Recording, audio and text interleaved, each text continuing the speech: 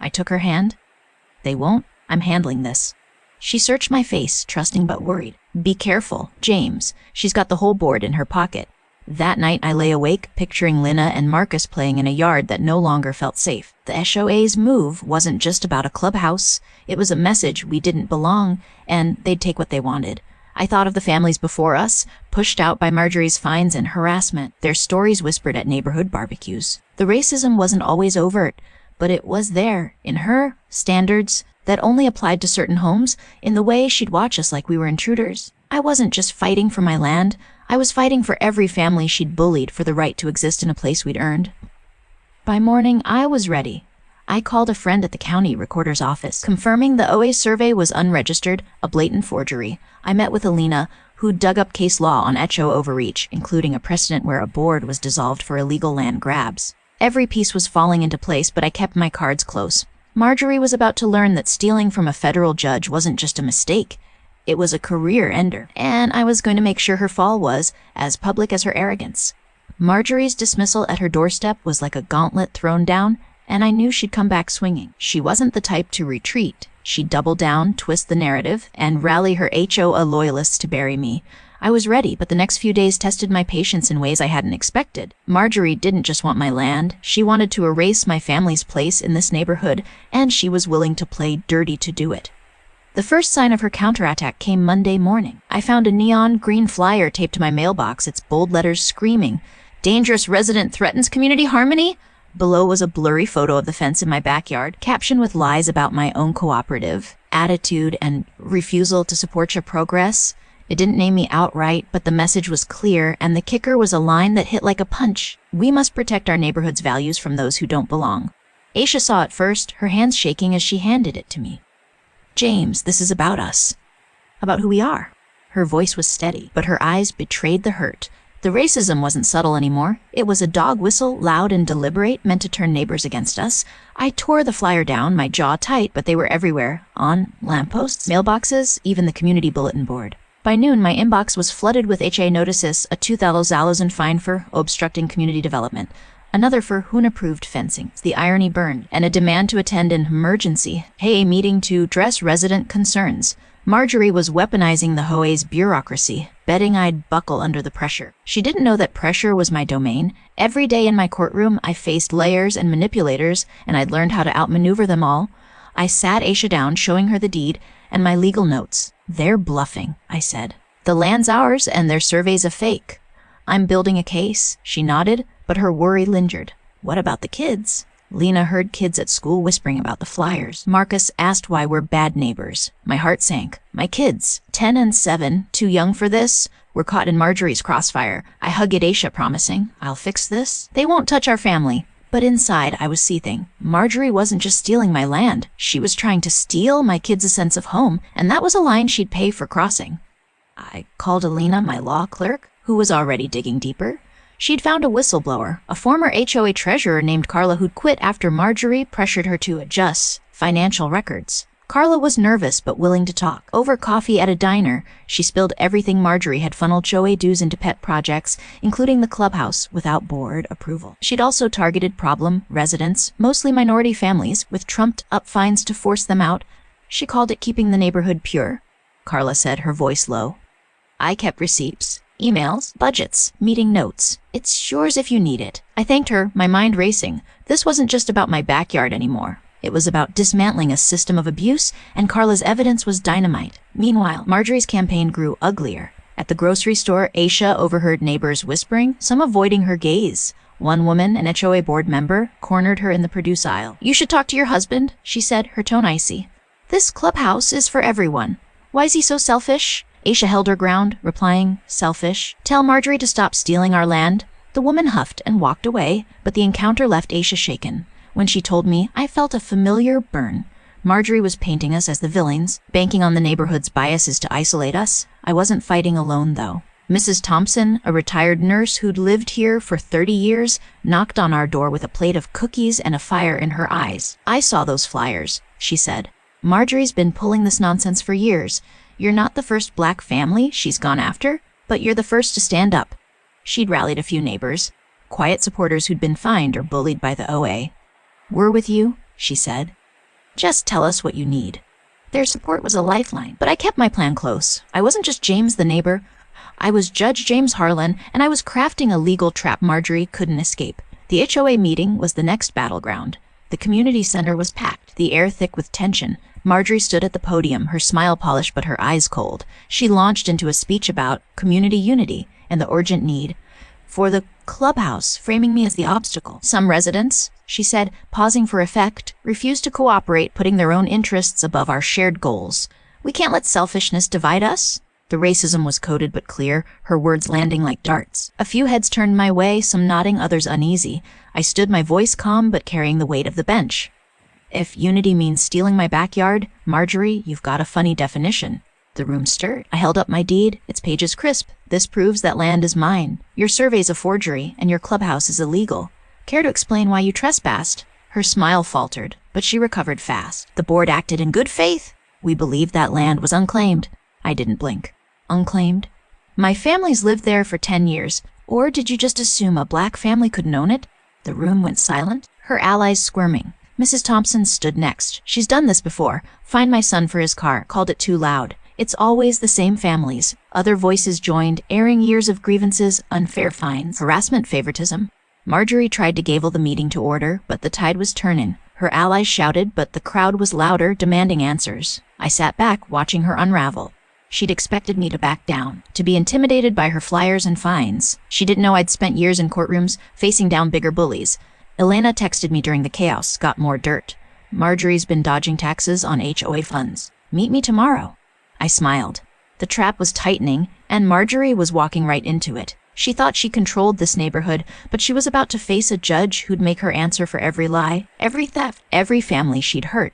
The HOA meeting had cracked Marjorie's facade, but I knew she'd come back swinging harder, like a cornered animal baring its teeth. She wasn't just fighting to save her clubhouse. She was fighting to save her grip on the neighborhood, and she'd burn it all down before admitting defeat. I was ready, my legal trap tightening, but the next week brought a storm that tested every ounce of my resolve. Marjorie wasn't playing games anymore. She was playing for blood, and my family was in her crosshairs.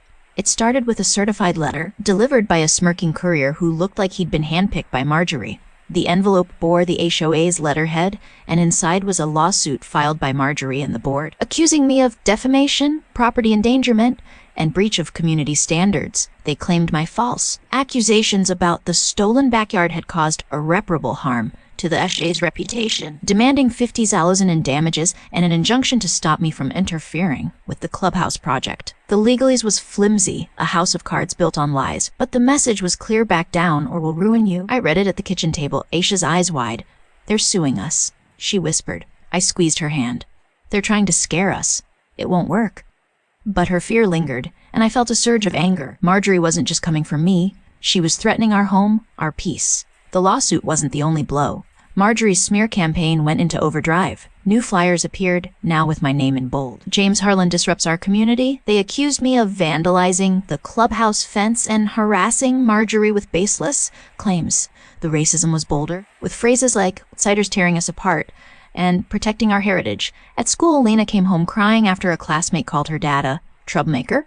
Marcus, usually all smiles, asked, "Why does Mrs. Ellison hate us?" I hugged them both, my voice steady but my heart breaking.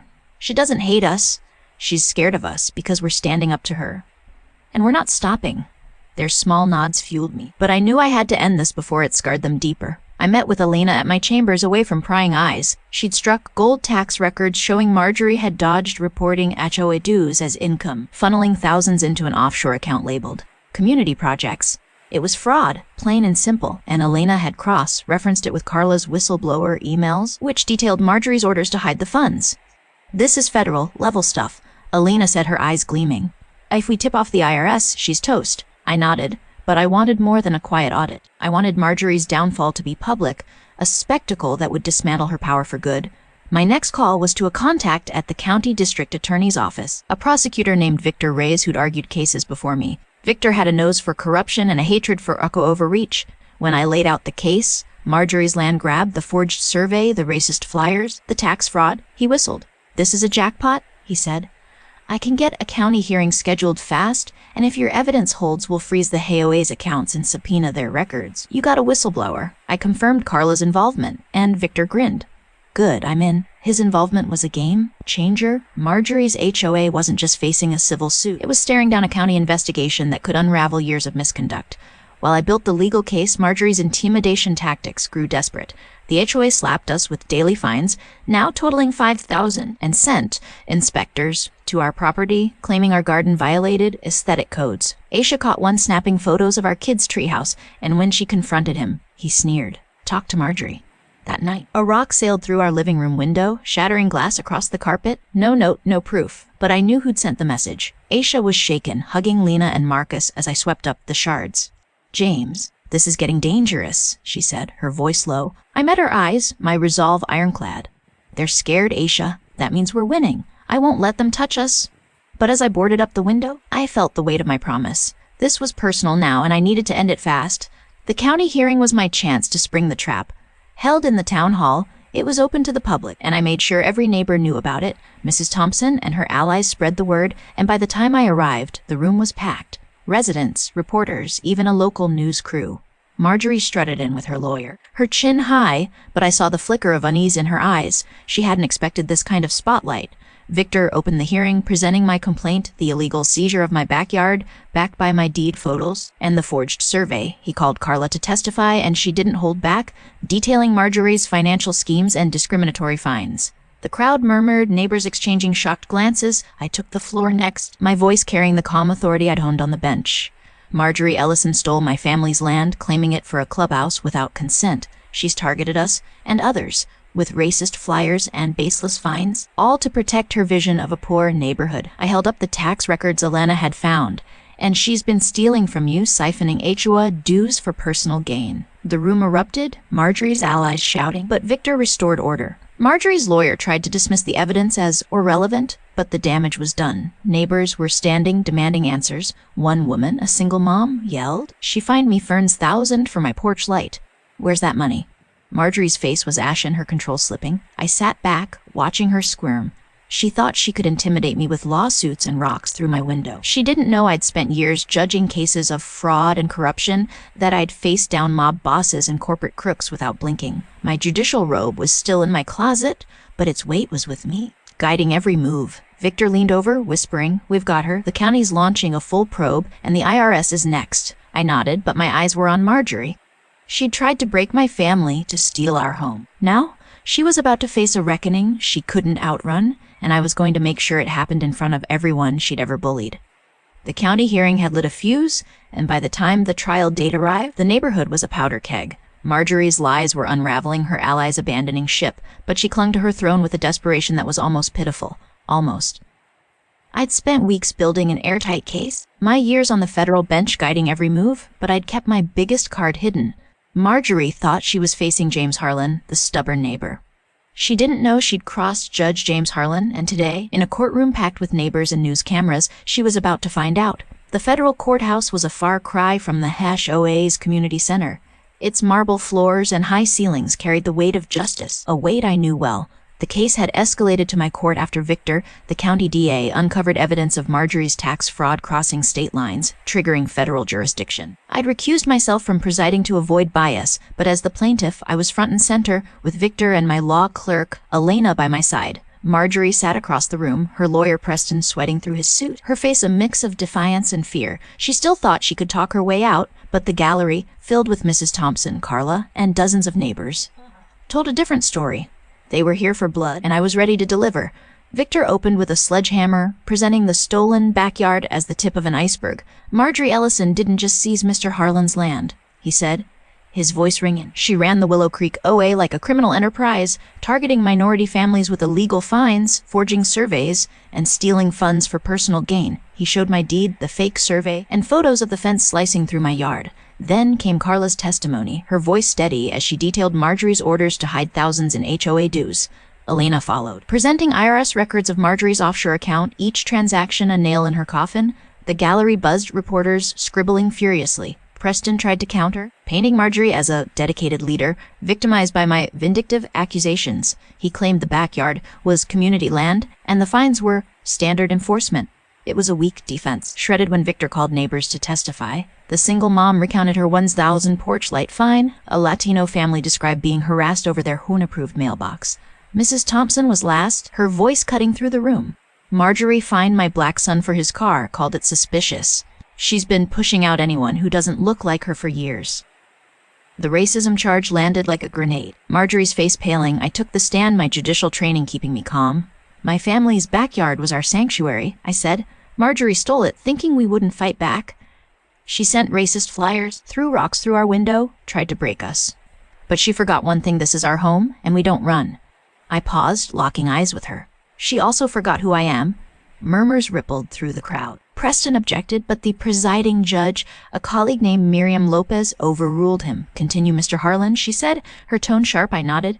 "I'm a federal judge. I've spent years upholding the law, and I know a criminal when I see one." The gallery gasped, Marjorie's jaw dropping. Preston sputtered, but the reveal was out, and the room was electric. Victor seized the moment, calling an IRS agent to confirm Marjorie's tax evasion, $200,000 in unreported income. He tied it to her pattern of discrimination, arguing she'd violated federal housing laws by targeting minority residents. Marjorie's testimony was a disaster. She sobbed, claiming she'd acted in good faith, but Victor tore her apart. "Did you verify Mr. Harlan's deed before seizing his land?" he asked. She stammered, I thought it was HOA property." Victor held up the forged survey. "Then why's this document fake?" She had no answer, her lies collapsing under the weight of evidence. Judge Lopez's ruling was a thunderclap. "Marjorie Ellison, your actions constitute theft, fraud, and civil rights violations," she said, her voice like steel. "You're ordered to pay $30,000 in restitution to Mr. Harlan, a $50,000 in punitive damages, and all legal fees. The Willow Creek A is liable for $100,000 for enabling your misconduct and will be dissolved pending a federal audit." The gallery erupted, neighbors cheering. Lopez wasn't done. "Ms. Ellison, your tax fraud is referred to the U.S. Attorney's Office for criminal prosecution. I recommend your immediate removal from the HOA." Marjorie's sob was drowned out by applause, her empire in ruins. As she was led out, head bowed, neighbors swarmed me. Mrs. Thompson hugged me, tears in her eyes. "You gave us our neighborhood back," she said. Carla shook my hand, whispering, "Thank you for listening." The news crew cornered me, but I waved them off. This wasn't about fame, it was about justice. Victor clapped my shoulder. "The IRS is moving fast. She's looking at jail time." I nodded, but my mind was on my family. The HOA's dissolution was swift. The county appointed a new board led by Mrs. Thompson with strict oversight and transparent rules. Marjorie's house hit the market within weeks, its pristine facade a hollow shell. Rumor was she fled to a condo in another state, dodging reporters and criminal charges. My backyard was restored, the fence torn down, Aisha's garden replanted. Lena and Marcus ran through the grass again, their laughter healing the wounds of the fight. That summer, we hosted a barbecue in our yard, the neighborhood transformed. Families who'd been fined or pushed out came back, sharing stories, rebuilding bonds. Aisha stood beside me, her hand in mine. "You did this," she said, her voice soft. I shook my head. "We did this?" Lena and Marcus ran up, holding a drawing they'd made our house, the backyard glowing under a bright sun, labeled our home. I knelt, hugging them tight. "This is forever," I said. "No one's taking it." As the sun set, our yard alive with laughter, I looked at the space we'd fought for. Marjorie had tried to steal our home, our dignity, our place in this world. She'd banked on fear, on division, on the idea that a black family couldn't win. But she didn't know me.